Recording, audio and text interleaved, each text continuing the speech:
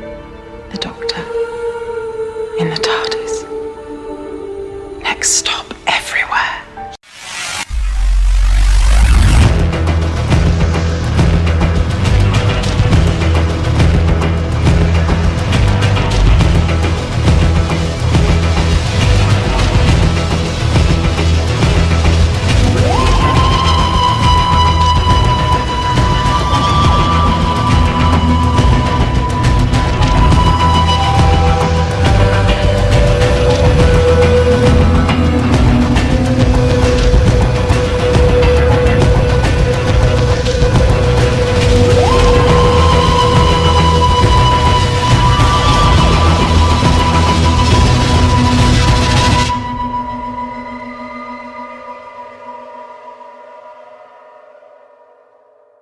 Hello again, everyone. Welcome back to Next Stop Everywhere, the Doctor Who podcast. I'm one of your co-hosts, Charles Skaggs, back in the TARDIS, or, well, technically still the basement of solitude, as we shake our fist at coronavirus. And as we're waiting patiently in our own little Doctor Who lockdown, ready to talk some classic Doctor Who once again. This time, of course, with my partner in time, Jesse Jackson, and his special guest companion, whom I'll introduce in just uno momento. But first, Jesse Jackson, how you doing? I am great, Charles. I'm really excited about talking this classic episode, and I'm very, very excited about our guest companion because she is awesome. Yeah, she is. She's all kinds of awesome. So please welcome back to Next Stop Everywhere, everyone. Hannah Skorapa. Welcome back to Next Stop Everywhere. Ray. Hello, Charles. Thanks for having me for round 3, Classic Edition. Yes, exactly. Yes, So, very nice. yep. So, yeah, obviously you've heard Hannah before here on Next Stop Everywhere. We thought she's done a lovely job, so we have to have her back. And thankfully, she was kind enough to talk Fifth Doctor with us, which I'm very excited about because, hey, that's my doctor. And we were originally, if you guys remember, we were planning on talking Arc of Infinity, but certain someone by the name of Jesse Jackson suggested, well, hey, it's Brigadier Month. Is there like a Fifth Doctor Brigadier episode? And I went, well, yes, there is. Actually, there's 2 technically, but this is the big one for the Brigadier. Because we don't just get 1 Brigadier, we get two Brigadiers. And I do need to share, as we pull back the curtain, he said, yeah, but we're already scheduled to talk to Hannah, and I'd hate to throw her the curveball. And I go, no, Hannah's too awesome. We don't want to do that to her. And so, but Charles, being the awesome of this Charles, said, hey, Hannah, how about it? And she was like, okay, great. Well, actually, she volunteered. Actually, yes. Really? I was listening to the Ambassadors of Death episode, and I was just minding my own business when I hear Jesse give the brilliant idea for the Make This Brigadier Month, and I decided, it's pretty much faster than you could say, as the old saying goes, Jack Robinson. I was like, Charles, can we please?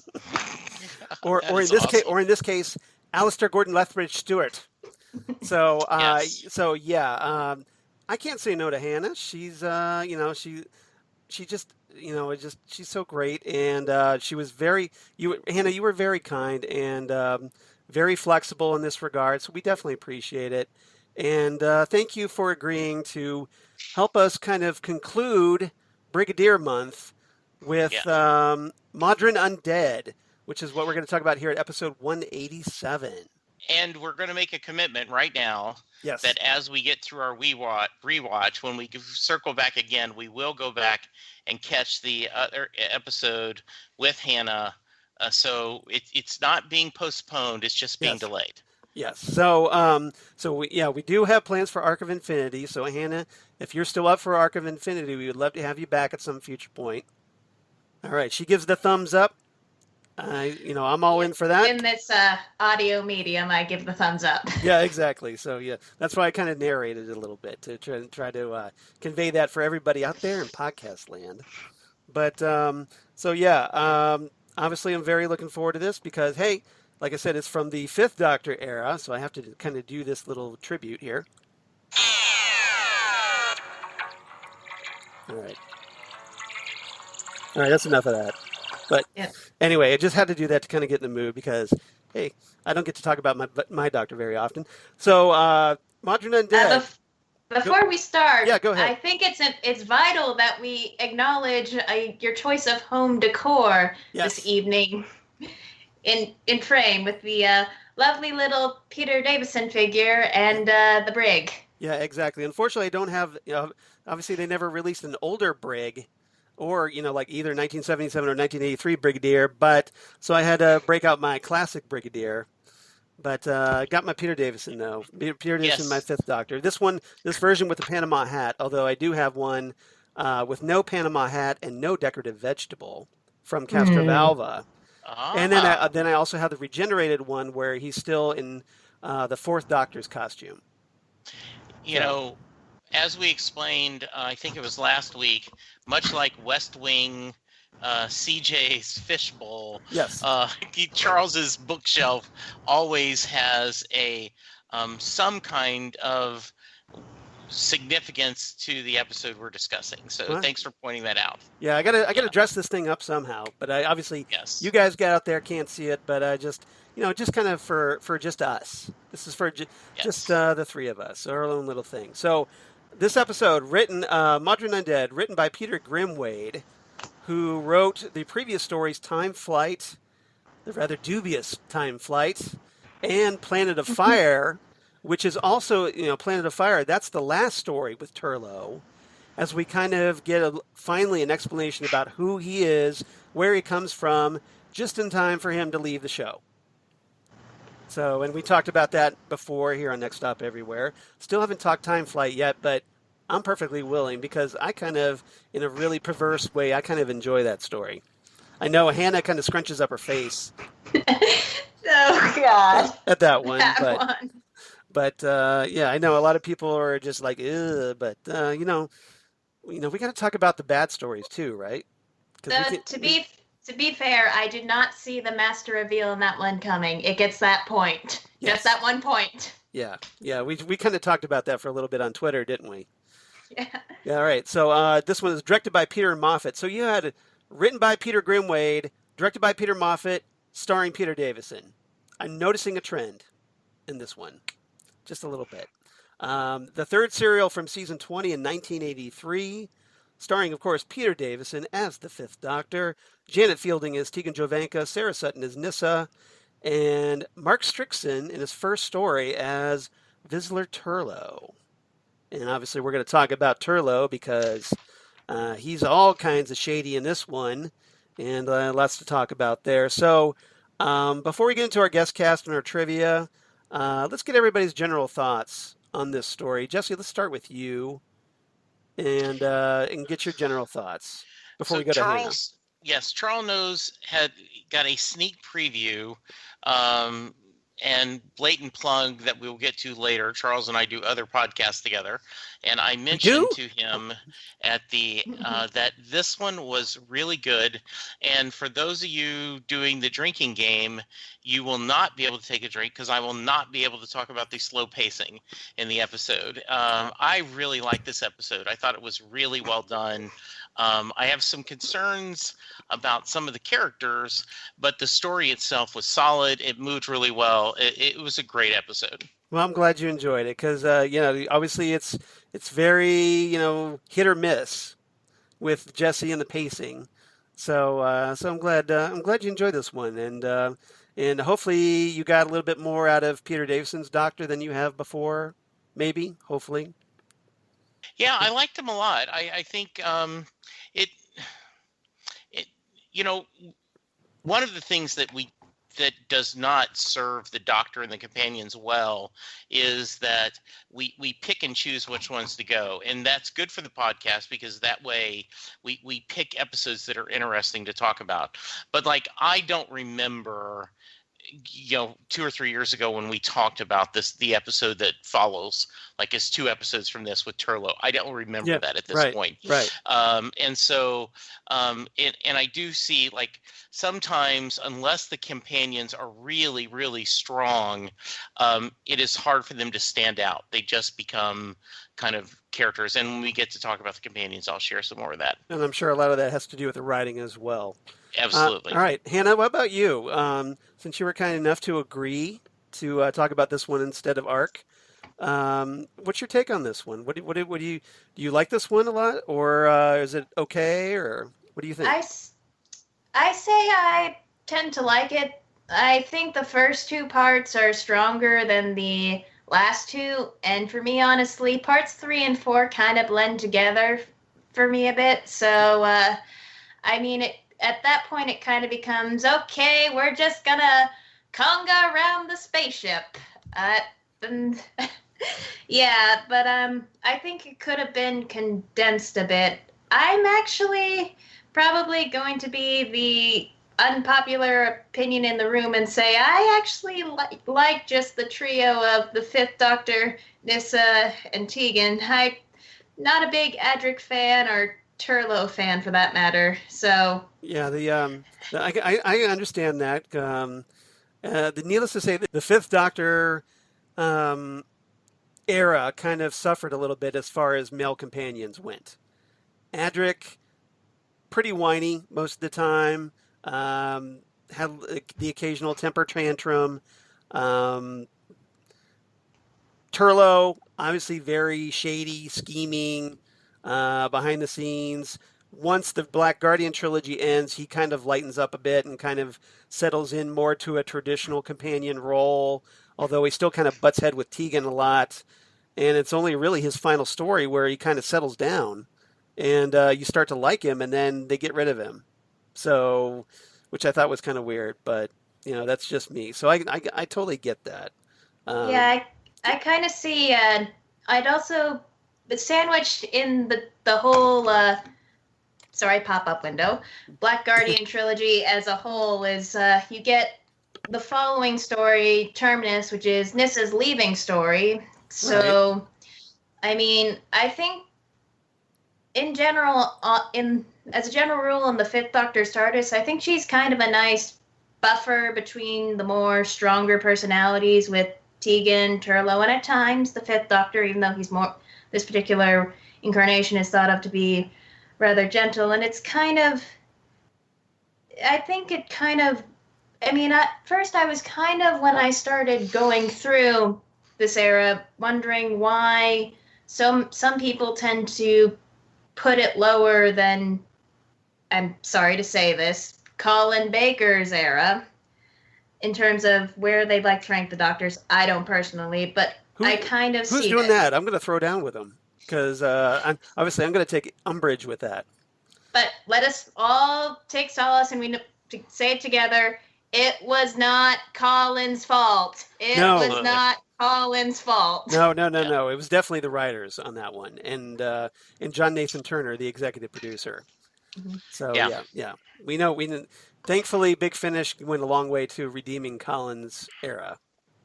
So yes, a long way. So guest cast this time. Obviously, we get the return of Nicholas Courtney as the Brigadier, and we kind of get the modern day version, at least in 1983 when the story came out, and then we get kind of a 6-year younger version with the mustache, and so it was great to have him back, and we get Valentine Dyall as the Black Guardian, who we last saw in the show during the Key to Time saga, during the final episode, The Armageddon Factor. If you remember that, we talked about the Key to Time in the Tom Baker era. Then he turns up, of course, in the other 2 parts of the Black Guardian trilogy, Terminus and Enlightenment, which hopefully we'll get to at some point here on the podcast. He's also known, if you're a fan of the Hitchhiker's Guide TV series, as I am, because, hey, Douglas Adams, you know him as the voice of Deep Thought, the computer, which was played in the movie by Helen Mirren, if you're familiar with that movie. But yeah, so in the TV series, it was Valentine Dyall. He's also been in the original 1967 movie Casino Royale, and he was in the first season of Blackadder, the Rowan Atkinson comedy series, which is a particular cult favorite of mine that I enjoy quite a bit. David Collins played Mawdryn, and he previously played the character Vorus in a Tom Baker story, Revenge of the Cybermen. He played Pole in The Robots of Death, another Tom Baker story. And he was actually an alternate doctor, like kind of a parallel universe doctor, in a Big Finish audio for their Doctor Who Unbound series called Full Fathom 5. So it's kind of interesting that he ends up playing the Doctor at some point. Angus MacKay, who plays the headmaster in this story, played Barusa in the Tom Baker story, The Deadly Assassin, the first incarnation of Barusa that we saw. He was also in the movie National Lampoon's European Vacation, which is kind of interesting. And lastly, I want to mention Stephen Garlick, who plays Ibbotson, the kind of nerdy guy, the nerdy boy who is desperate for Turlough to think he's cool, and ends up getting kind of manipulated in this episode a lot. He's known primarily for playing the voice of Jen in The Dark Crystal, the Jim Henson company classic from back in the day, which is a particular favorite from the 80s. But yeah, he was the voice of the lead male character in The Dark Crystal. So a lot of people don't know that. I kind of forgot about it too. So I was looking this up. I'm like, holy crap, he's in Dark Crystal. That's cool. Trivia.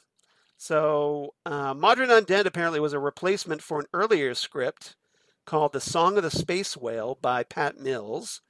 And apparently that script fell through, and script editor Eric Saward at the time, they couldn't agree on certain other elements of the story. So Grimwade, the writer, Peter Grimwade, turned in Mawdryn to fill in the gap in the schedule. And more interestingly, the original intent for this story was to have Ian Chesterton from the William Hartnell era, played by William Russell, be the guest appearance in the story instead of the Brigadier, which was why it was set as the school, because, of course, if you remember from the Hartnell era, that Ian Chesterton was a science teacher, so it would have been natural enough to work him in. Unfortunately, actor William Russell was unavailable, so they also considered bringing back Harry Sullivan, Ian Martyr's character, but they eventually decided, well, okay, we're going to bring the Brigadier back, and which I'm kind of glad they did, because it's great to have the tradition of the Brigadier meeting another doctor, and because those are always fun, and the Brigadier being, like Sarah Jane Smith, one of the main actors who has appeared with so many of the doctors in Doctor Who. And then lastly, John Nathan Turner, executive producer at the time, felt that Mark Strickson's blonde hair didn't stand out enough from Peter Davison's blonde hair. So he initially asked Mark Strickson to shave his head. And he's like, that's not going to happen. And so they decided, okay, well then we're just going to dye your hair red. So that's not his natural color. And only his stylist knows for sure, I guess. All right. Okay, so 4 topics, like I said. And first topic, unfortunately, I didn't have a chance to come up with really cutesy titles. I was very busy this week, so apologies for that. So let's talk about the 5th Doctor and the 1983 Brigadier. And Hannah, since you're our special guest, why don't we start off with you first? What do you make of the Doctor reuniting with the Brigadier? So I want to preface this. When I first watched this story a couple months ago, I had no idea the Brigadier was going to be in this, and I did not recognize Nicholas Courtney at first without the mustache, but as soon as I heard his voice come out, there may or may not have been flailing and squeeing on my end. But I think... Permission to squee. Yeah, but I think Nicholas Courtney is just one of those actors who has chemistry with everyone, and I think he and Peter Davison work well off each other.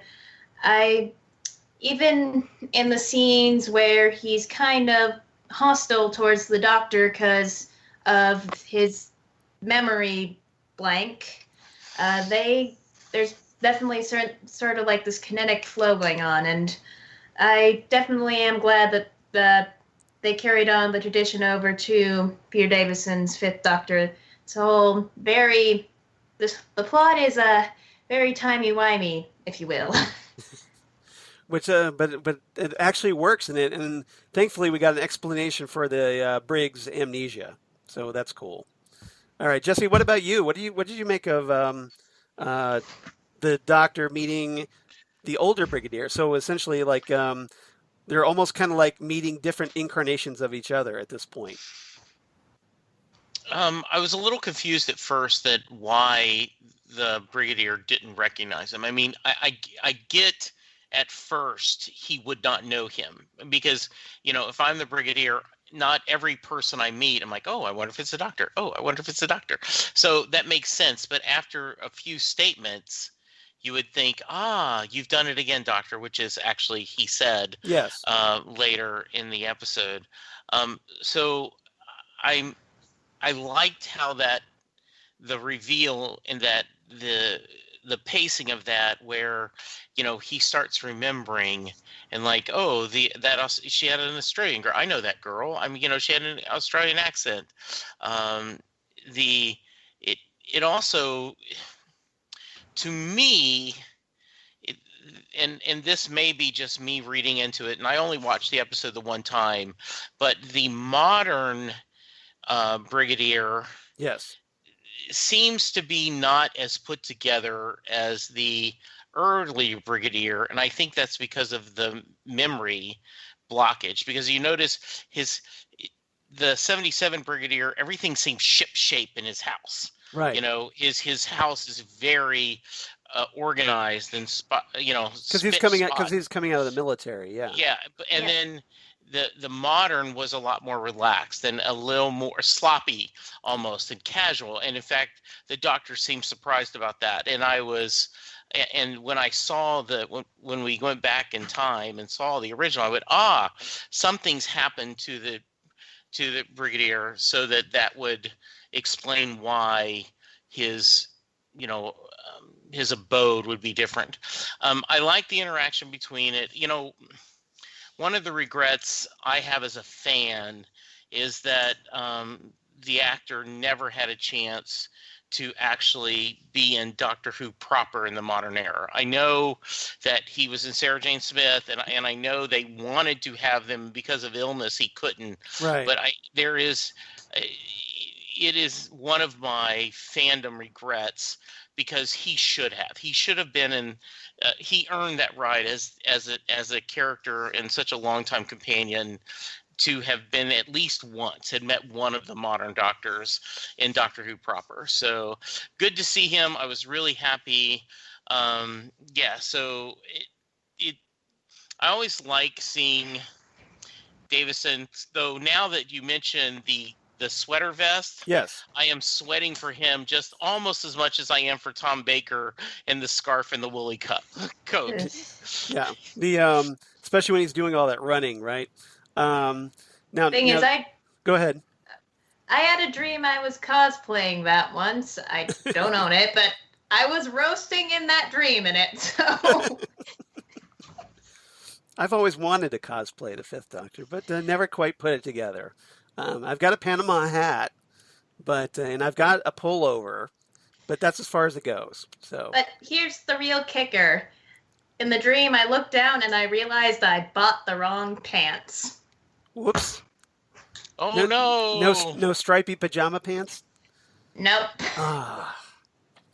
Bum, bum, bum, bum. All right.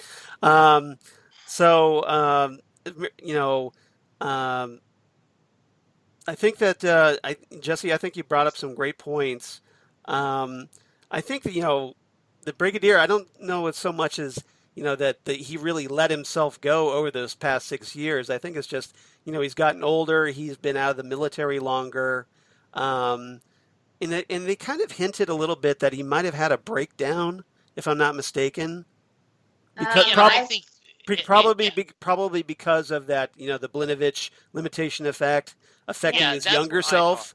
Yes, that's So what I got the feeling is there were, because of that mental block. yeah, And a symptom of that was the way he, carried around in his own house. So I think just a little bit, and he certainly was, he still was competent, and he could still, was, I'm sure, a fine teacher, but you could see it affected kind of on the outskirts of things and I thought that was an interesting way to show that, yeah. I mean, well, and Yeah. also it gave a nice little contrast between the two brigadiers, to kind of make them almost like their own distinct characters.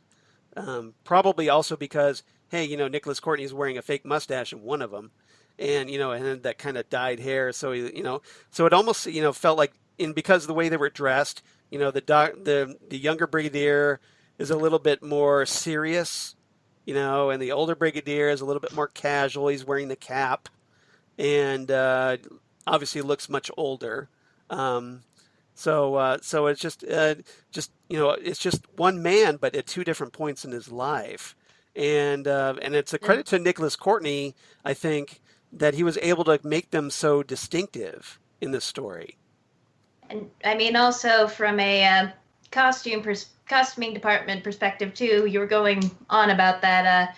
You kind of, in addition to his dyed hair, you get the sharp, well ironed out dress blues on the young brigadier, and on the older one, you get the more relaxed pull down sweater with the tweed and the cap. Right. Yeah. So, I mean, he looks like a college professor. He looks, and I realize it's not a college, but a boarding school Right. professor. He fits that part very well.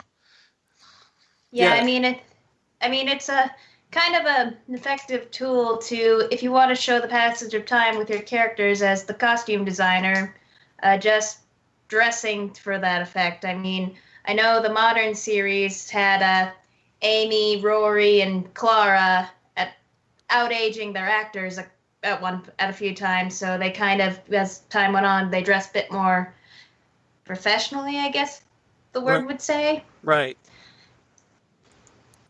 Now I really loved like Jesse talked about this a little bit, but I really loved that scene, where the Fifth Doctor helps the Brigadier recover his memories, and like he mentions Joe Grant, and you hear that little whispery Joe Grant, and just and the flood of memory starts coming back, and in that you get that nice little montage of video clips from back in the day, where you got to see all like the monsters from the Pertwee era, and all the various you saw like Sergeant Benton, and you saw the Third Doctor and whatnot, and Liz Shaw, I believe, and Sarah Jane Smith, and and then you go to the Fourth Doctor era, and you get to see the Fourth Doctor, you get to see Harry, and I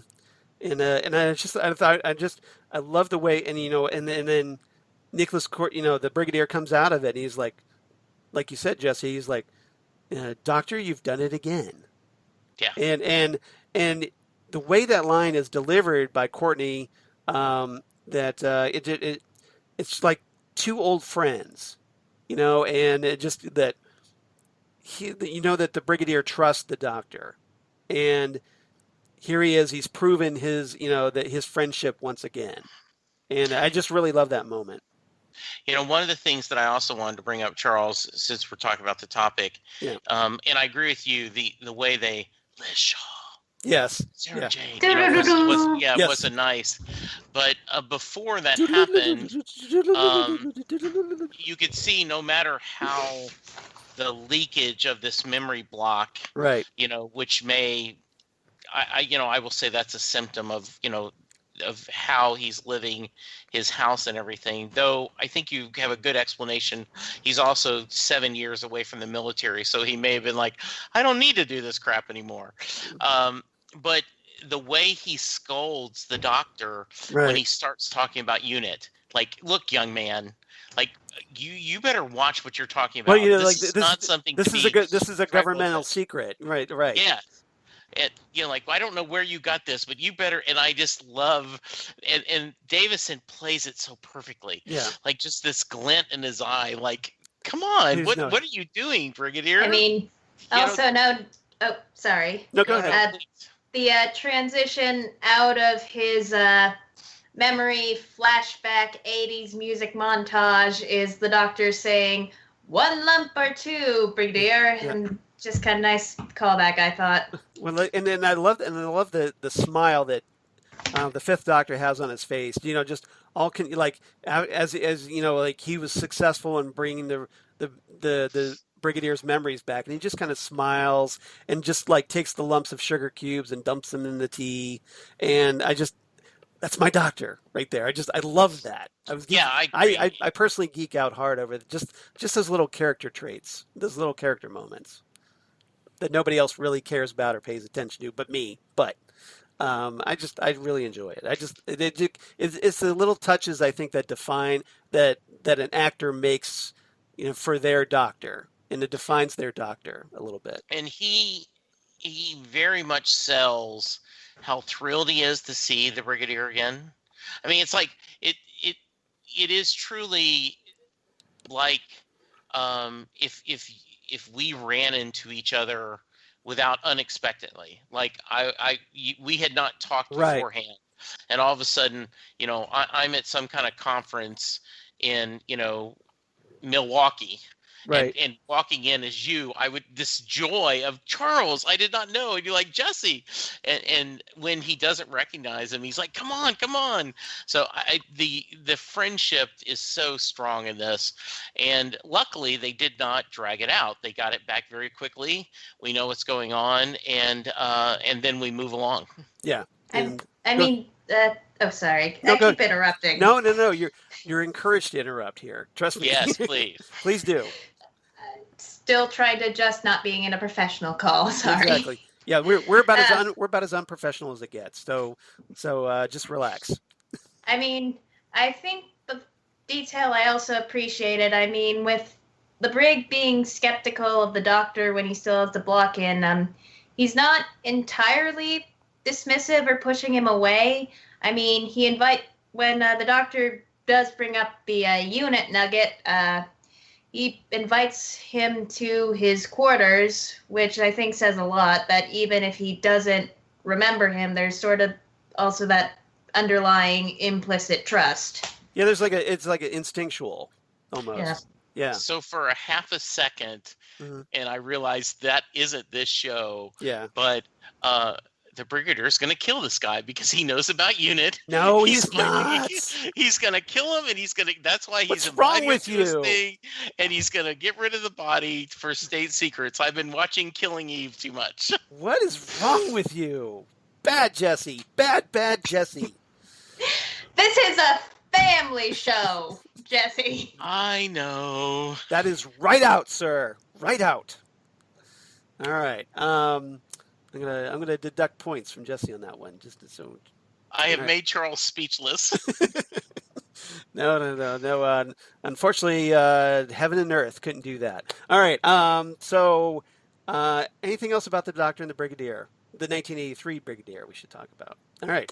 No. Let's move on. Topic number 2. Let's talk about Turlough, our brand new companion, although a bit of a different companion than anybody else we've seen before up till now, and generally since, really, and the Black Guardian. So, Jesse, we'll start with you. I know you're not a fan of Turlough in the slightest. So I guess this is your forum for you to unload on what you think of poor Turlough. I did not like him at all, and like I said, I do not remember seeing the other episode. And you mentioned when we were talking, like, well, you should revisit it, and then you could re-listen to the episode. Planet of Fire, where he leaves. Yeah. Yeah. I was waiting for the explanation First off, he's a jerk. He's a jerk to his friend. He's a jerk like, okay, we're going to steal the car, and then, blames it on his friend. And then when he's thinking and I want to get off this planet, and which implies that he is some kind of alien stuck on Earth, right? Now, I assume we get that payoff later, but we don't get a payoff. We got it in Planet of Fire. So See, this is why that's why I asked you to listen to that. What I'm saying is, as I'm watching this as an audience would without knowing it, I think that's a little frustrating that you don't get that. Is he just saying, oh, I wish I could get off this planet the way a bored teenager says, or is he literally someone wanting to get off the planet? They don't clarify that. You could take it either way. Well, I think that was intentional. I think that was trying to make him more mysterious. Yeah. About who this guy is. He manipulates everyone. He lies to the headmaster. Oh, I was just taking, I was just going to take the blame, even though he was clearly the instigator. So he's a Weasley little person and does not deserve to be in the TARDIS whatsoever. And I'm actually a little disappointed in your doctor that he hasn't seen that. Now, maybe the Doctor is playing the long game. Like I said, I don't remember the future episodes, but at this point, it appears the Doctor is being, is just being too soft-hearted with his two hearts, and like, okay, I'll take on another stray. Well, just keep in mind this is part one of a trilogy. Oh, I understand. Okay, all right. Talking about this episode. Yeah, right. And then the evil twirling mustache Black Guardian was fun. I mean, it was just the way he keeps popping up, like you thought you could get away with me. I'm not the headmaster. I'm really the Guardian. And what you said. And so just a truly almost serial B-movie villain, but played deliciously by the actor, and it works in the episode. It works. Hannah mentioned that maybe part 2 and part 3 were not as strong, and I think that's fair. But all 4, like I said, I felt like we were moving forward constantly on this story, and that's often one of my complaints about a classic Who. In this case, I also think the plot was actually, yes, we had dumb aliens with their brains showing, but overall it was a pretty it was a good science fiction. Oh my God, we're dying. Should our hero sacrifice himself to save other people, and do they deserve it or not? So there's a moral choice, and we'll talk about that moral choice in our 4th segment, so stay tuned. Yeah, and, so cheesy B-villain that I loved. Yeah. Horrible companion. Rating companion. Okay. All right. So Hannah has her hand up cautiously, nervously after that. Go ahead. Okay, so I'll throw my hat in the ring. I would agree with everything Jesse said about Turlough, and I think part of that is when I was in school, I knew guys like Turlough, so we all know maybe guys it like was Turlough. It was hitting too close to home to me in that respect, and I felt bad for his poor friend throughout this entire story. Yeah. And I know a common critique of New Who is people don't quite like the notion of the Doctor being so very selective about their companions, but we have Turlough. I mean, I feel like this is kind of why you need to be a cautionary tale as to why you need to be more careful about who you let onto the TARDIS. Though, I mean, I don't think the writers did a decent enough job in making him remotely sympathetic. I mean, they tried to say, but murder? I mean, well, it's not like he goes out of his way to kill the Doctor, but But he's not against it either. But he also doesn't take this stand. I mean, just saying, and I want you to say more, Hannah, but I'm just saying this guy would fit in Blue Valley High School perfectly. On Stargirl. Yes, because he is just a jerk. Yeah. And you're right. It isn't like, oh no, I could never do that. It's like, oh well, maybe, and then like, oh, it's too hard to kill him. Oh, I shouldn't kill him. Oh, it's too hard. Jesse, I would warn you that if you do ever plan to watch this trilogy, you better make yourself comfortable because there's a lot of Turlough holding the little plastic doodah which the Black Guardian communicates to him with, and the Guardian basically saying, "You must kill the Doctor, boy," and him going, "No, I can't." So I'm sorry, Charles. I now want to watch these next two trilogies, right? Just so I can hear. I'm going to not hear the actor's voice. I'm going to hear Hannah's voice saying, "You must kill the Doctor." I'm going to tape this and just play that. Yeah, I was going to say, I need to kind of isolate this audio so that when we do watch it, I'm going to intersperse that with our future episodes. So, yes, absolutely. So just consider yourself warned there, Hannah. I think this is probably in the trilogy the most effective use of the Black Guardian because, I mean, granted, I don't quite follow his plan. I mean, surely there are more qualified people out there you could get to assassinate a Time Lord other than this disgruntled, angsty teenage boy. Right. Granted, very smart teenage boy, but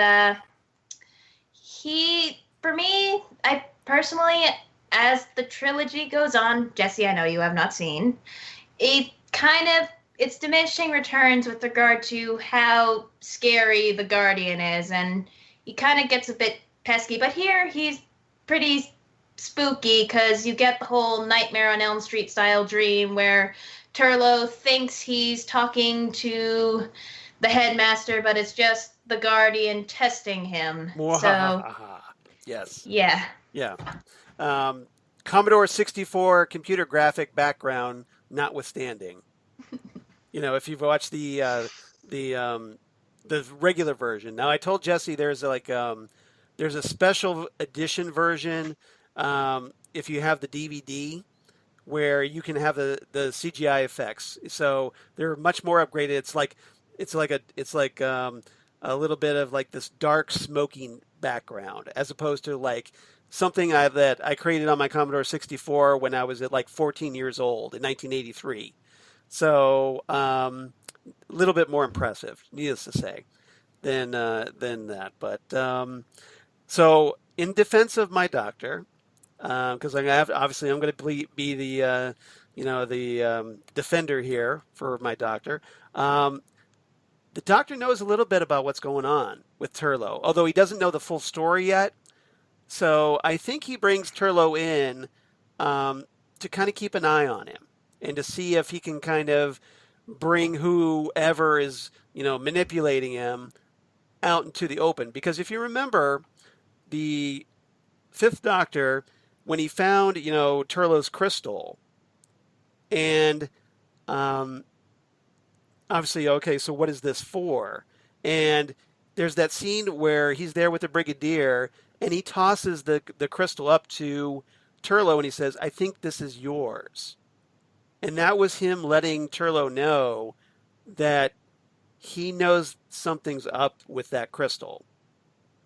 So that's just, like I said, that's just my defense. But so I kind of see him more like, okay, I want to see how this plays out. I'm going to keep an eye on him, and maybe he feels that maybe Turlough is doing something against his will, and maybe he feels like, well, if I just keep an eye on him, maybe because it's that good-natured persona, that maybe I can save him.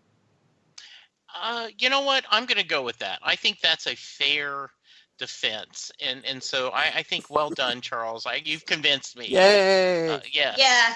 I mean, I have to agree with Jesse because there is that scene in the first one where Turlough just nonchalantly spouts some techno babble, and the doctor's like, "Oh, okay, I mean, not suspicious at all. yeah. I'll have to go with your." I think we have to kind of like, you know, yeah, it's the doctor, and sometimes the story doesn't serve the doctor very well. But I'd like to think that the doctor is smarter than that, and I think he's paying attention. Even if he's not going to let everyone know that he's paying attention. You know what I'm saying? Yeah, So no, I think that's good. I'll take okay, that. all right. So that's my defense anyway. But and then Valentine Dyall, I absolutely love. Love the sound of his voice. I wish I had that cool voice, just to go, like, Doctor, you shall die for this. But it does. It's so cool and so menacing, and especially like you said, where it's kind of gets a little Nightmare on Elm Street kind of creepy vibe to him. Just makes him that much more menacing, and formidable. And he just has this sinister expression. He makes a really great bad guy. Kind of like Roger Delgado is the first master. Like he just reeks of bad guy, and in a good way. And so I really appreciate that. So anything else about Turlough and the Black Guardian? Nope. I can't think of anything. All right, let's move on. Topic number 3: Nyssa Tegan and the younger Brigadier, the 1977 Brigadier, as Nyssa and Tegan, essentially as the doctor kind of gets off on Earth with Turlough. Nyssa and Tegan end up going, and they end up using the transmat, and they end up in 1977, where they kind of pick up the younger Brigadier, and unknowing that the older Brigadier is with the doctor, and unfortunately, Nyssa and Tegan also fall victim to Mawdryn and his evil plan to kind of impersonate the doctor for a little bit, and well, it's just the doctor is suddenly regenerating, and oh no, he looks different, but okay, we think it's the doctor, although Tegan, to a credit, is very skeptical, and then they end up being infected as a result. So there's a lot to unpack here, I think. So Hannah, let's start back with you. And what do you think of our two regular companions, Nyssa and Tegan? I thought they were pretty good in this episode. I mean, I really liked how independent of the doctor they kind of were. Like they did their own investigating on things. Though I will say, I hate to bring the topic back to fashion, and I know different era of the show, Right. but Tegan trekking across the grassy landscape of the school in high heels, not good form. Yeah. That is a tripping hazard. Let's see. Yeah, Nyssa gets a new outfit in this episode. Tegan still kind of rocking that, what she called the boob tube. Janet Fielding referred to it as the boob tube. That white kind of halter top, and needless to say, yeah, like traipsing through that grassy field and whatnot. Like probably not the best outfit she could have been wearing, but c'est la vie. I mean, I kind of do wish, though, that they caught on. I know maybe for the purposes of the plot they didn't, but Nyssa in particular, I wish they caught on that Mawdryn was not the doctor. I mean, granted, I know they've only seen a regeneration, and that's their frame of reference, but it's just, I mean, there's just something outright sinister about the guy to begin with, and the process doesn't look like what they saw. So, well, Tegan was skeptical. Tegan was skeptical. Yeah, Tegan. Tegan was skeptical. Yeah. Yeah. So my issue is I don't know much about them, and they're pretty unmemorable to me. And that's probably unkind because, once again, I'm picking this up just in mid-story. But I could not tell you which one's which. They both just seem to be. I don't know if they really. I mean, I thought it was interesting the idea that they're Tegan's chasing the the Australian doctor. one. Okay, that's fine. So I'm just saying, I wouldn't, if you showed me a picture, I wouldn't know which one's Australian and which one's not. And I'm horrible at accents, so I probably could not tell when they're both talking which one's supposed to be Australian and which one is supposed to be British. They're very vanilla companions, and I don't care about them at all. So That, I think, is the first time I've ever heard that term used to describe Janet Fielding's Tegan Jovanka. yeah. This is Tegan Tame story. Yes. Because normally everybody's complaining about how Tegan won't shut up. Well, Tegan's nickname is the Mouth on Legs, and I mean, that's Janet Fielding's Twitter handle. exactly. That's Janet Fielding's Twitter handle. Exactly. And that's awesome. So, because Tegan was, like a very headstrong, forceful companion. It's just here, she's written in such a more passive way. So I can kind of see where you're coming from. But, yeah, I mean, that's definitely not her character trait at all. Now, Nissa is much more, milder. She's more of a scientist. So she's not as forceful, although she can be when she needs to be, but primarily Tegan is the forceful one of the two. And to be fair, if we cherry picked modern episodes with Martha or Amy or Bill, if you pick the right episode, they could go, wow, they're pretty a bland companion. So I know that. Once again, I'm just talking about this episode alone. Right. Though I do love the interaction with the Brigadier. I love the idea that they're chasing the doctor. I do agree with Hannah, though. It seems like they would have been very quickly decide, okay, this weird guy is not the doctor. You would think that. Yeah. Go ahead. Interesting artistic choice, and also money saver to put Mawdryn in the Tom Baker Logopolis coat. Right. Yeah. I think it was just like, maybe it was like one of those things that's just lying around the studio, and they're probably like, okay, that would make him look a little bit more doctorish. Throw that on him. But what I don't get is, like, by the point where Mawdryn starts and we'll talk about Mawdryn here in a minute. But he starts regenerating his own clothes. I'm not exactly sure how that works. But thank you. Yeah, so you would think they would kind of tip on to that a little bit. I mean, he tries to though I will give credit, though, that great cliffhanger where I think it was like it was at the end of part 2, when Nis and Tegan walk into the TARDIS and Mawdryn's there and he's much more has regenerated, healed up, and he's got that kind of this brains kind of exposed at the top of his head, looking much more menacing and scary, and I thought the way that was shot was pretty effective. I would love to see like a modern, reinterpretation of Mawdryn. I mean, it's because over the past couple decades, practical effects and all have progressed quite a great deal. Yeah, you can make him look a lot even ickier.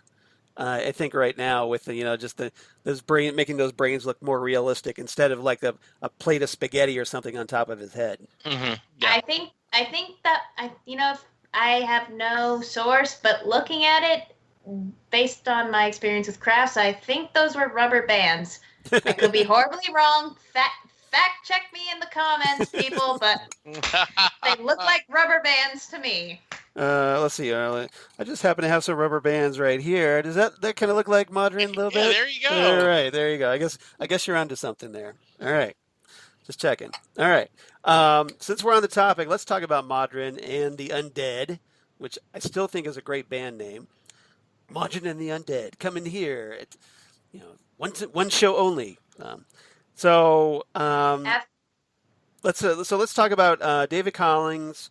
There was one thing I did want to talk about real quick before Nissen T. I'm sorry to kind of bounce around here. I just remembered that we didn't talk about the whole de-aging and aging thing that Nissen Tegan went through. So Hannah raises her finger up on that one.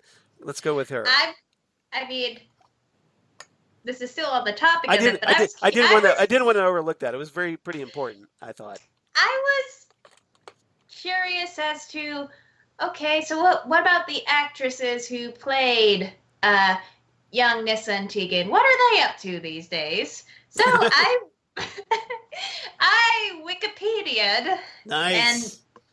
Thank So you. Lucy Benjamin, who plays young Nissa, she's done a lot of soap operas and all, but the most notable fact that I wanted to highlight is that she's been in 531 episodes of EastEnders.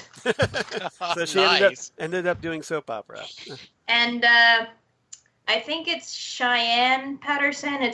Her name is spelled Sian. Okay. Or Patterson, excuse me. Yeah. Who played young Tegan.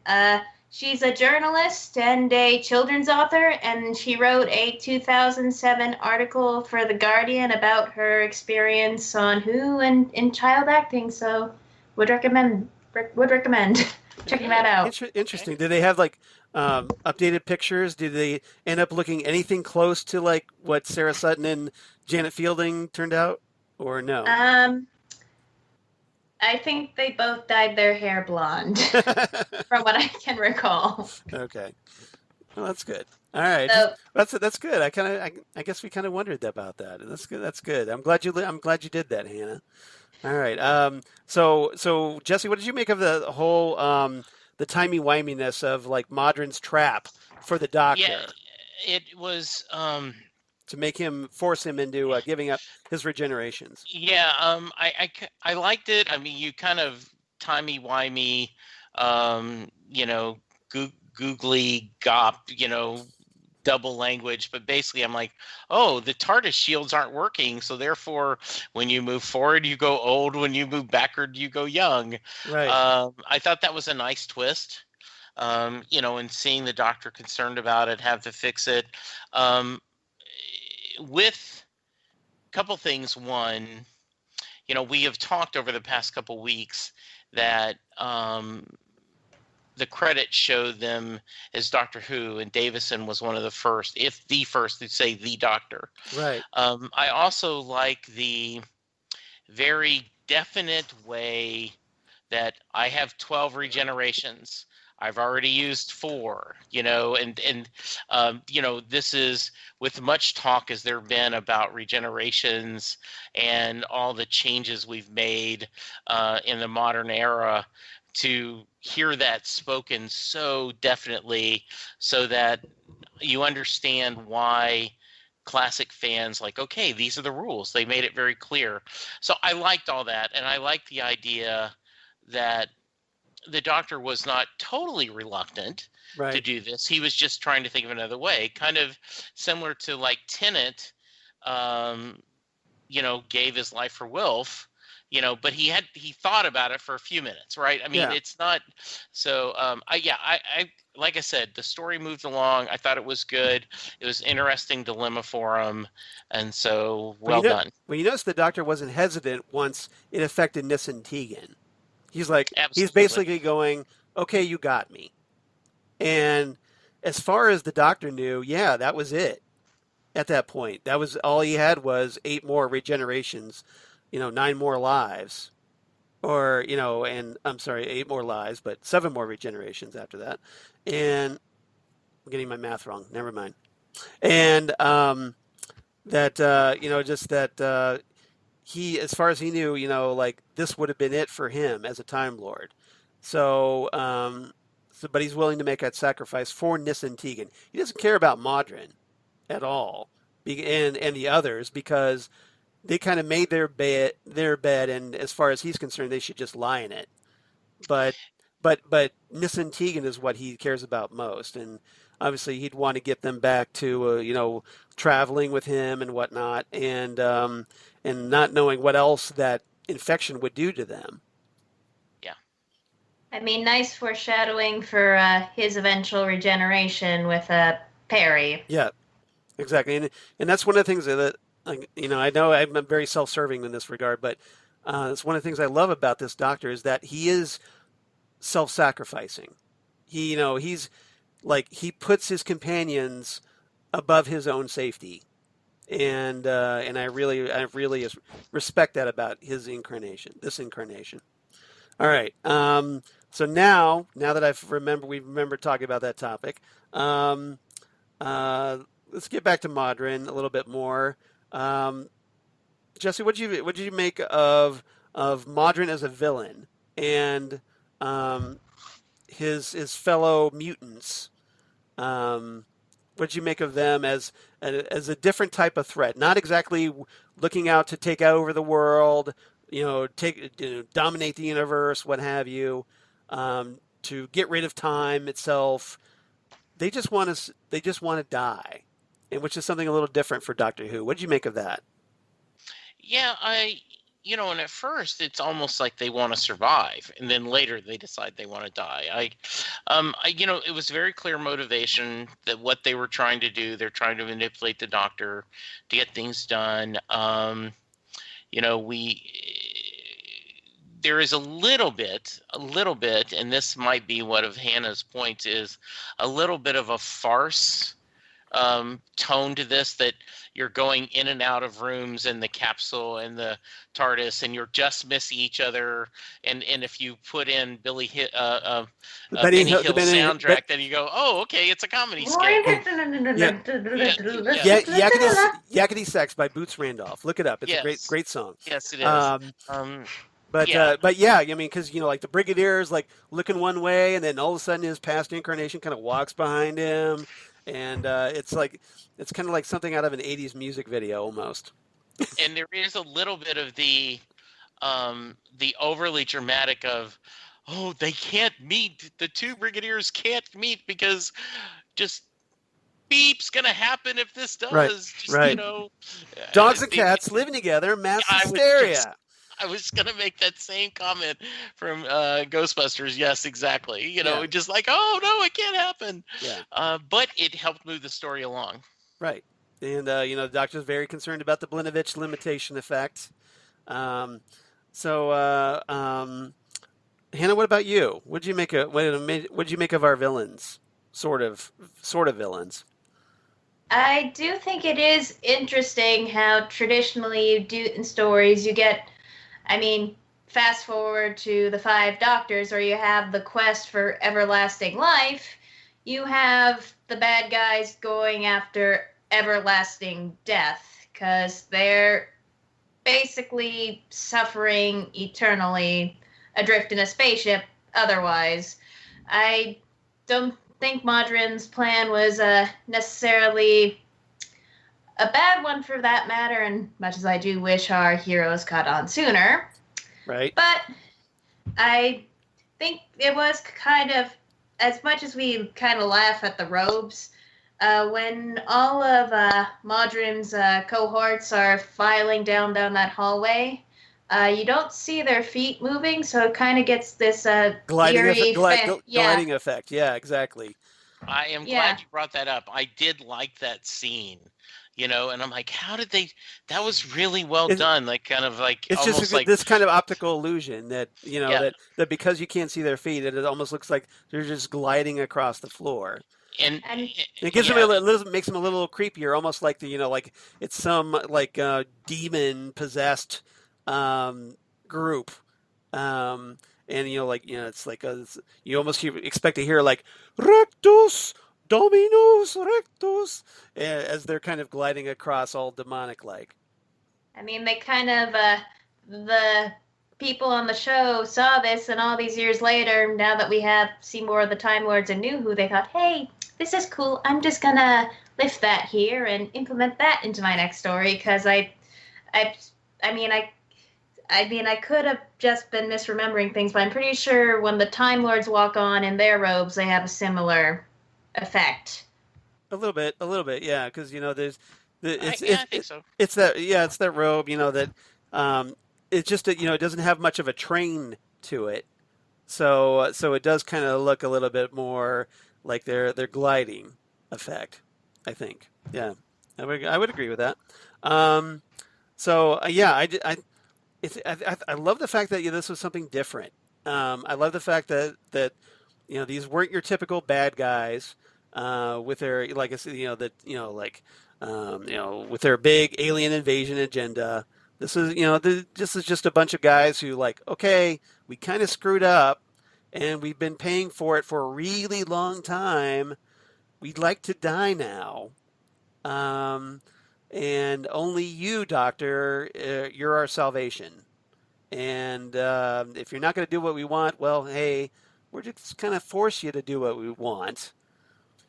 But thankfully, hey, those two brigadiers who weren't supposed to touched, and magic happens, and the Blinovitch limitation effect, or as Tegan would say, zap, and Yes.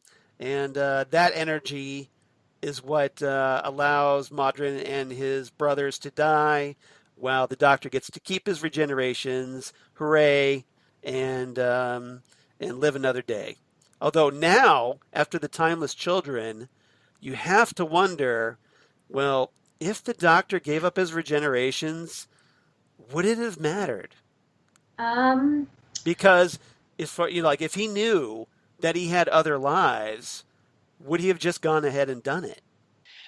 Well, see, but he didn't know. And I it's the understand same, that. I understand that. And the same reason Matt Smith did not Because know this was that 1983.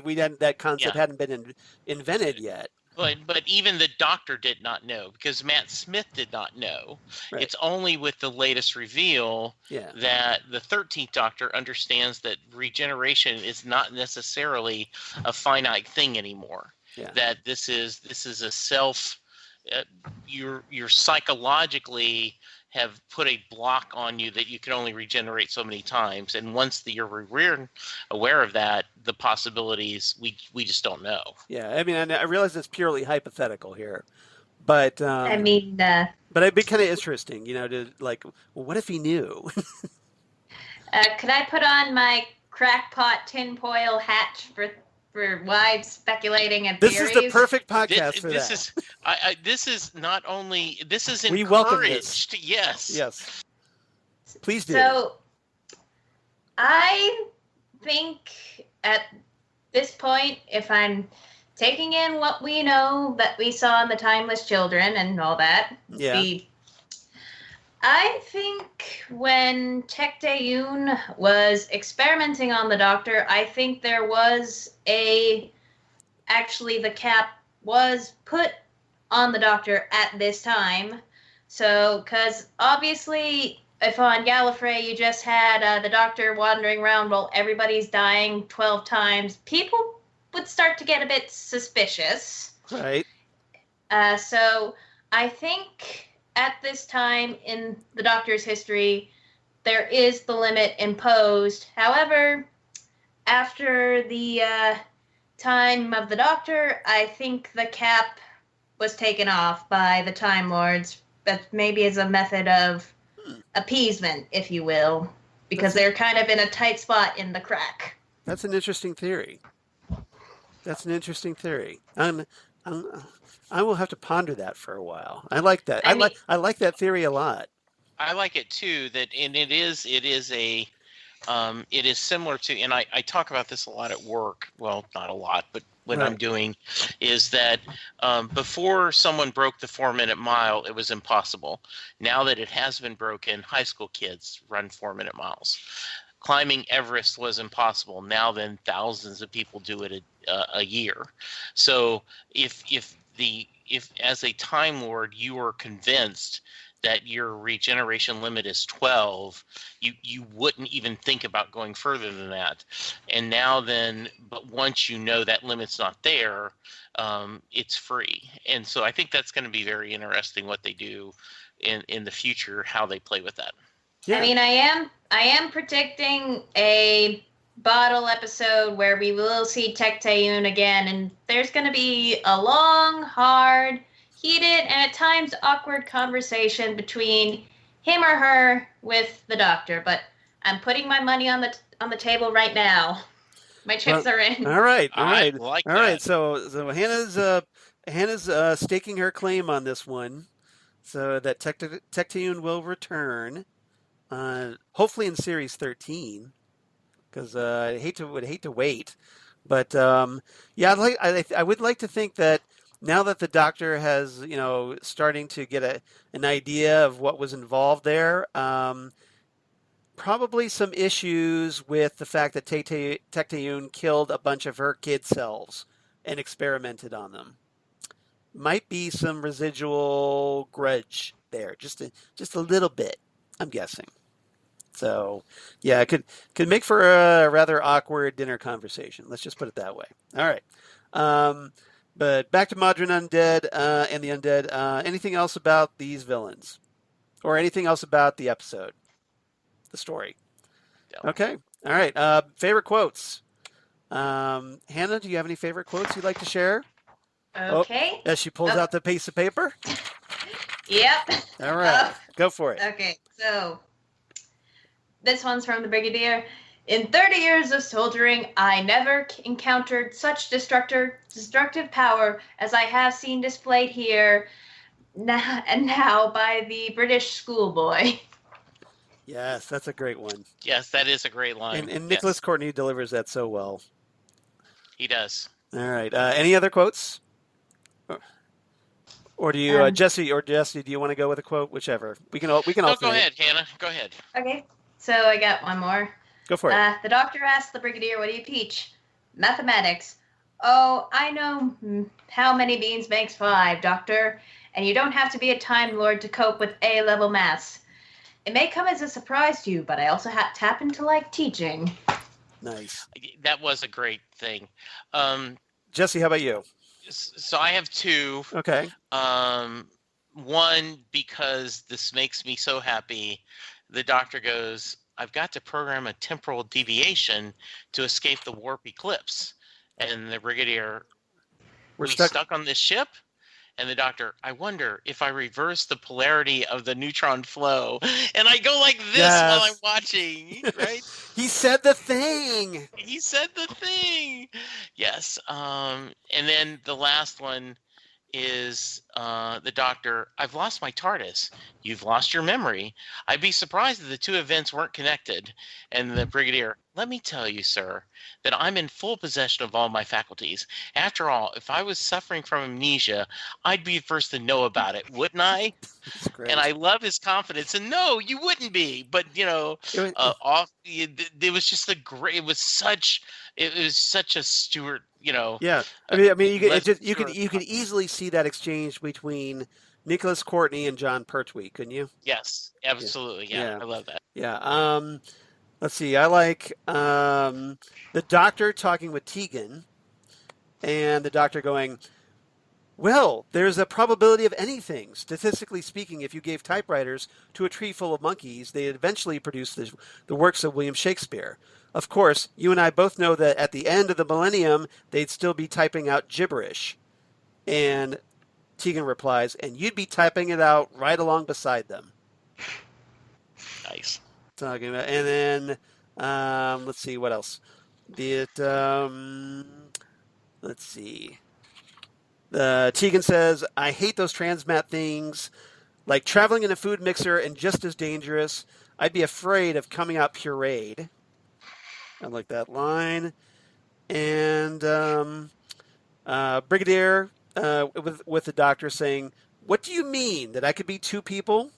And the Doctor replies, "Obviously, you'd exist twice over. And if the two of you met, you'd short out the time differential. Don't you see? The Blinovitch limitation time effect? Oh dear." As Tegan would say, zap. Nice. Very nice. So, all right. What's everybody's ratings for this one? Hannah, let's go with you first. What's your rating for this one? You said you were going to be a little harsh on this one, so I'm curious. So, this is high, but I'm going to give it a 7.5 out of 10 glowy crystal prism things. Nice. All right, so I liked it a little bit more than you. Yes. I enjoyed this one.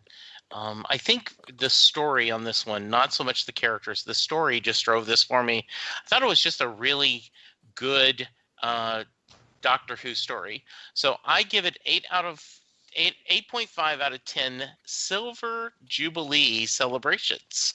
Nice. So, let's see. I'm giving it 8 out of 10 de-aging companions. Nice. So we split the difference. Exactly. You did. Exactly. So, It's no good, Doctor! stop! I now want to get scripts and Yes. send them to Hannah and she just react, just her narrate stories for us. Hannah, you've got a great future for like YouTube. If you ever wanted to like get the Doctor Who transcripts and then just, kind of act them out, that would be awesome. I would totally support that, by the way. That's a rather pudding-brained idea. Throwing in a little Capaldi, I see. Excellent. Pudding brains. All right. So, as the Doctor wonders if he reverses the polarity of the neutron flow, see, that was going to be my segue if you hadn't stolen my quote, into the reverse of the polarities this time. So, really quickly, we're going to reverse the polarity. Any guesses on which episode I'm going to pick, Hannah? As we go forward in time to the modern era? I'm putting my chips on The Girl Who Waited. Ooh, that's a good choice. But actually, I chose, if you liked Mawdryn Undead, I recommend School Reunion. For the third episode of Series 2 in 2006, written by Toby Whithouse. This one, of course, this is where we get the return of Elizabeth Sladen as Sarah Jane Smith. So and also we get K9, so which I can't forget K9 because it's K9, right? So obviously with Mawdryn Undead, you had the return of the Brigadier, and so a return of an old friend. So that's kind of what I was thinking about with this one. As the Doctor, this time the 10th Doctor, is reunited with Sarah Jane Smith after the 10th Doctor and Rose kind of go undercover in the Deffrey Vale School, which has been apparently getting some attention because, hey, the kids are getting smarter suddenly. And they try to figure out what's going on. Turns out, well, hey, this guy named Mr. Finch, who looks an awful lot like Rupert Giles from Buffy, the Vampire Slayer, is using krillitane oil in the school's cafeteria chips and making the kids smarter that way. And apparently it's all part of this plan to solve what's called the Skaggs paradigm, which is this theory of how the universe works. But so while the Doctor and Rose are going undercover, they bump into Sarah Jane Smith because it's Sarah Jane. She's doing her own cool investigative thing because, hey, she's an investigative journalist.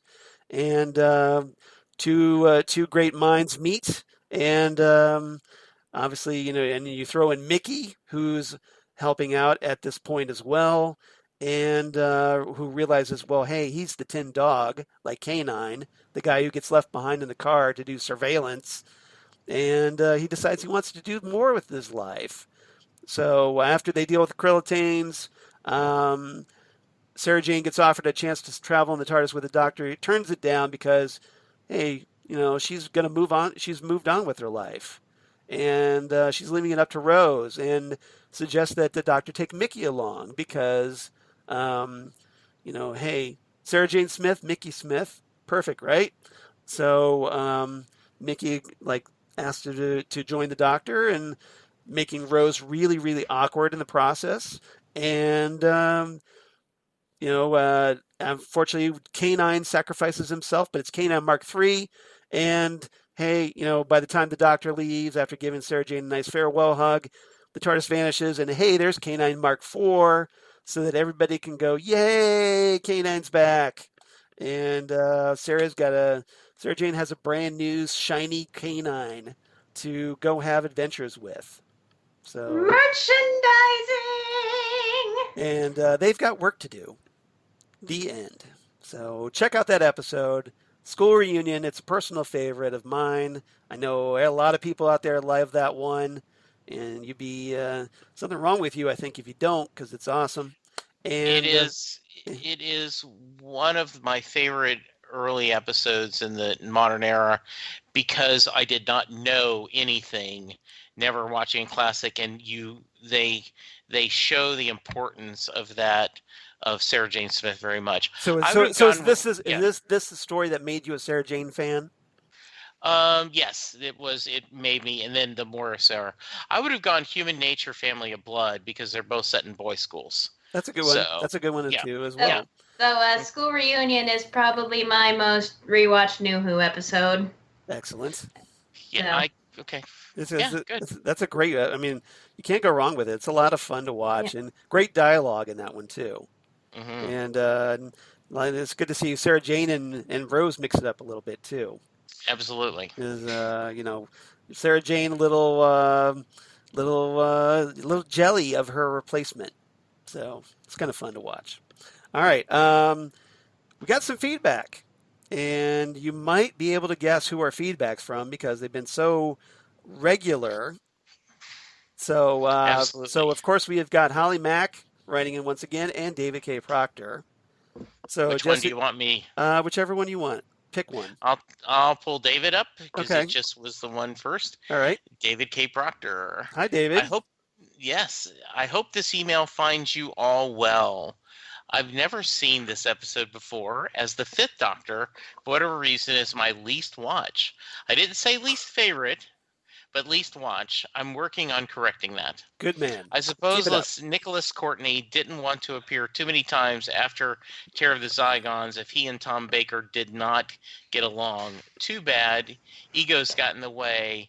Damned humans. Interestingly, they must have made up because I read that Baker visited Courtney the Friday before his death in 2011. Oh, I did not know that. That's a nice story. Yeah, hopefully they made up. Yeah. I was pleased that they wanted to work him into a modern Who, but sad that his mortality prevented this. The same article said he found the pacing too rushed in Modern Who, an interesting juxtaposition from the most common complaint heard about Classic Who on this podcast. Wonder who David could be talking about. Turlough.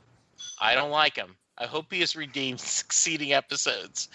My wife caught a bit of the episode and made a comparison of the Black Guardian's hat to be similar to that of Moria Rose's headgear in the movie within a show, The Crowning in Schitt's Creek. Now, in my house, the Black Guardian is the crowning. She also refers to Mawdryn as Spaghetti Head. Though we've established, David, that it's a rubber band head. I find it interesting that the most recent classic Who I watched before this, Pyramids of Mars, the TARDIS controls are isometric and can only be controlled by the Doctor, but Nyssa seems to do fine. I feel that I babbled terribly long, so I give this story 8.5 plastic bathtub knobs of power. Nice. I'm looking forward to the next podcast. By the way, where is it that I can find the schedule of upcoming topics? Ooh. Thank you, David K. Proctor. Well, David, you can check out our Facebook page and Next Stop Everywhere, the Doctor Who podcast. If you look in our pictures section, you should be able to find it there. I will be posting, once we start planning our next set of episodes, our next group of episodes, after we talk the 12th Doctor, as we do our kind of first commentary story of as we rewatch the pilot from the Capaldi era. We'll have to plan out what we're going to be talking about next. So stay tuned. But for right now, you can go on Next Stop Everywhere's Facebook page and check that out. And thank you as always for listening. We always appreciate it. All right. So Holly Mack. Holly was always wonderful and love hearing from her.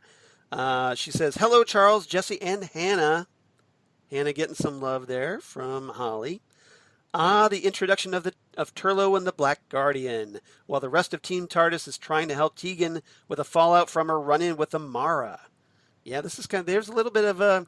I noticed they touched on that a little bit. Picked up from Snake Dance, the previous story, where Tegan has had some rather traumatic experience with Amara. So we need to talk about those episodes at some point too.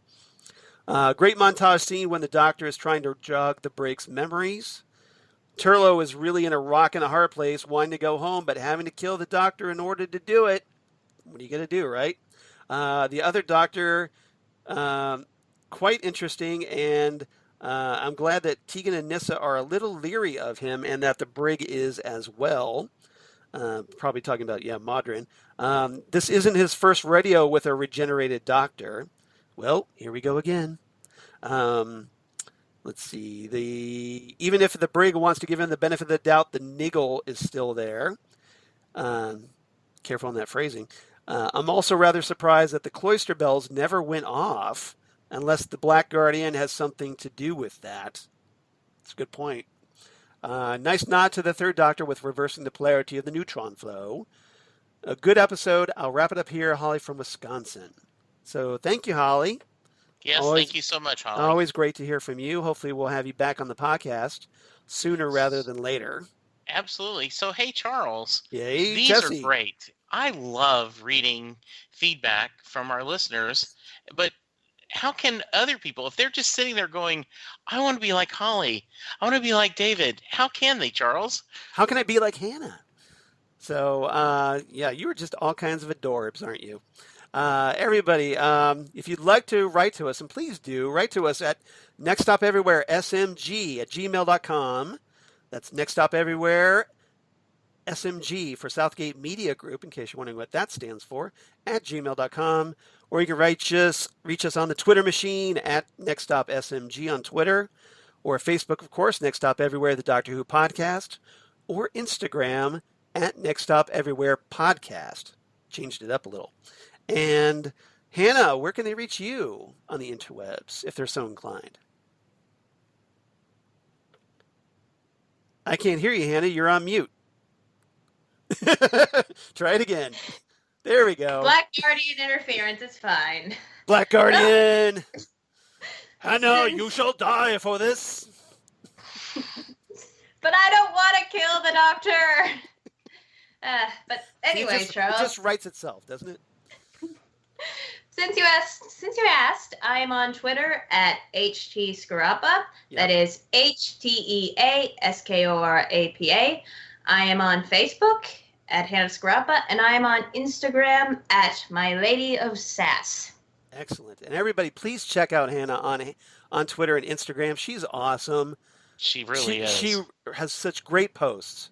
She does. Puts me to shame, personally. So, because she's so good and a lot of fun. And as you go through your own personal little rewatches and readings and whatnot, I really appreciate you sharing that stuff because it's really fun. And I really enjoy it. It's great. It cheers me up after a crummy day. So I really appreciate it. Yeah, you're awesome. Glad to be of help. You definitely do. So Jesse, how about you? Where can they reach you? So there are multiple ways to reach me on social media. I'm at Jesse Jackson DFW on Twitter. I am also on Facebook and Instagram, though I don't go to either one of those very often. The best way to get me is on Twitter. But you can hear me talk about the brand new, really kick-butt CW and DC Universe series Stargirl with Charles, and every week we're talking about the new episodes on the Fandom Zone episode, and if you aren't watching this, you are missing. This is something I think really, really cool. Then you can also, coming up on Titan Talk, we will be discussing second season of Doom Patrol. Just had the trailer for that today. If you have not watched the first season, go back and watch it. Then you can go back to Titan Talk and listen to our episodes where we discuss the first season. And then also coming up this week, not this week, but the next week. You said this week, though. Well, yeah, that's true. No, is false advertising. Charles guest stars on Set Lusting Bruce. That's right. After much begging and pleading by and you, negotiation of making sure he didn't get green M&Ms in the green room. No, Charles and I have been friends forever. He finally invited me. On June 18th, you will hear Charles on Set Lusting Bruce, where I continue to put out about 2 episodes a week where I talk to people from around the world about their love of music, specifically Bruce Springsteen. So, Charles, how about you?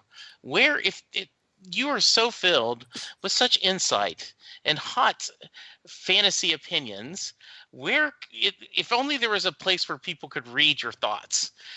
Tell us, Charles. Well, if you're so inclined to that, we definitely appreciate you checking me out on Twitter at Charles Skaggs or Instagram at Charles Skaggs.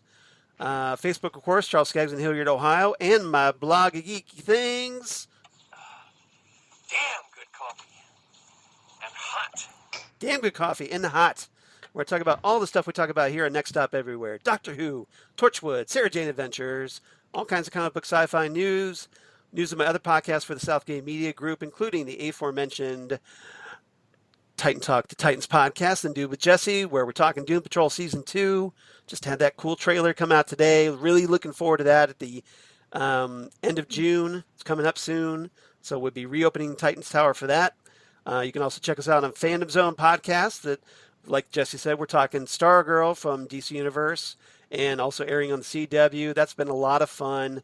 And if you're a DC Comics fan, you love the Justice Society, or just love like a fun, cool superhero show, check out Stargirl and then check out our podcast. I think you'll enjoy it. And then, of course, Ghostwood, the Twin Peaks podcast they do with Zan Sprouse, whom you've heard here on Next Stop Everywhere, and will hear again soon, as he teases ominously. And where we talk about all things David Lynch, Twin Peaks, of course, lots of pop culture references, because if you know Zan, you know me, you know those references fly like,